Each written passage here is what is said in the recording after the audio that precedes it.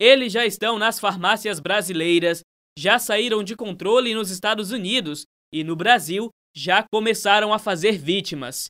Estamos falando dos opioides, medicamentos que têm a finalidade de atuar no sistema nervoso, aliviando a dor. O problema é que o uso desenfreado pode causar dependência e, por consequência, sintomas de abstinência caso o paciente deixe de tomar. Além da cessação da dor, a substância também causa sensação de euforia, o que faz o usuário gostar de tomar o medicamento. Toda essa história começa em países como Austrália, Espanha e França, onde a papoula, planta que dá origem ao medicamento, é cultivada legalmente em lavouras. A planta é colhida, moída e transformada no pó que é vendido aos laboratórios farmacêuticos. Desse pó se extrai a substância chamada de paramorfina, que é misturada com acetato de sódio, tolueno e peróxido de hidrogênio.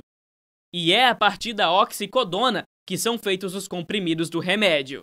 Os opioides, eles são utilizados efetivamente para dores um pouco mais fortes. Então, situações em que a pessoa tem um câncer ou tem um outro histórico de uma dor bastante exacerbada, uma dor muito forte, né? Bem diferente dos analgésicos que a gente tem de venda livre, né? Esses opioides, todos eles são medicamentos controlados. Eles são classificados pela Portaria 344 de 98 do Ministério da Saúde como medicamentos realmente que precisam de um controle. Então, não se pode adquirir esses medicamentos sem uma prescrição médica que vai fazer a avaliação correta do tipo de dor. Assim como nos opioides, nas outras drogas, né, o poder viciante ele é muito forte. No caso dos opioides, além de diminuir a sensação de dor, a maior parte das pessoas começa se viciando em função realmente do poder de analgesia.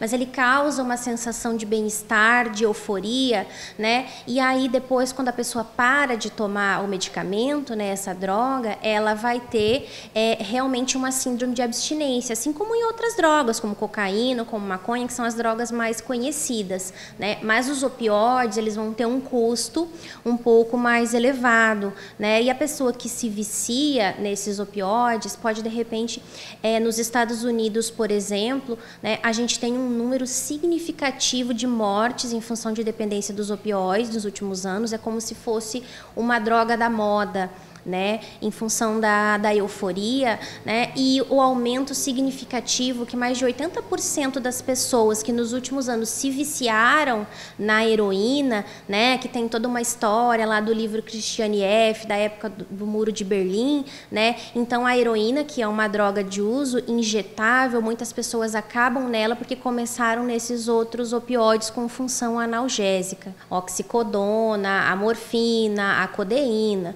Não precisam se assustar, você que está em casa. Se o seu médico prescreveu e você está utilizando esse tipo de medicamento porque você tem dores muito fortes, não precisa você ficar assustado, porque ele fez uma avaliação do seu quadro de dor, da sua necessidade, e você não vai utilizar para sempre. Geralmente são por curtos períodos de tempo, por isso que ela não vicia nesses casos. Tem um custo significativamente alto manter qualquer tipo de vício, seja por bebida, seja pelas drogas mais conhecidas ou por essas novas drogas que a gente está chegando ao Brasil, né? E mesmo as pessoas que utilizam os analgésicos mais comuns de venda livre, gostaria de deixar o alerta aqui, enquanto farmacêutica, enquanto profissional de saúde, que elas também podem causar um certo grau de dependência. E às vezes você toma muito analgésico por conta própria, né? E isso vai fazer com que cada vez você necessite de uma dose maior para diminuir a sua sensação de dor. Todos os medicamentos controlados, de uma forma geral, eles vão ter talões específicos, né?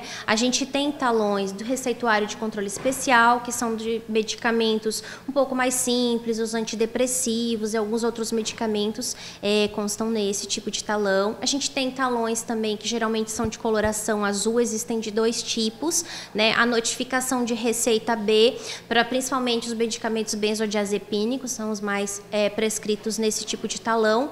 E a gente tem também o talão B2, que é para os anorexígenos, que aí também não é todo médico que costuma prescrever, geralmente está mais restrito a endocrinologistas, né? E a gente tem também o talão de receita A, né, que aí seria para as dosagens menores da oxicodona, da morfina e alguns outros medicamentos, como a Ritalina, que aí é um talão um pouco mais restrito, né? Vale lembrar que alguns tipos de talões, eles são numerados, todos os talões amarelos e azuis, eles são numerados, existe um controle sobre isso, quem controla a emissão disso é a vigilância sanitária, as gráficas não podem imprimir talão ilegalmente, porque cada folha de um talão de medicamento controlado ela tem um número específico. É importante deixar claro que a dispensação ilegal desses medicamentos, bem como sem a apresentação de receituário, de documentação ou a venda ilegal e o contrabando,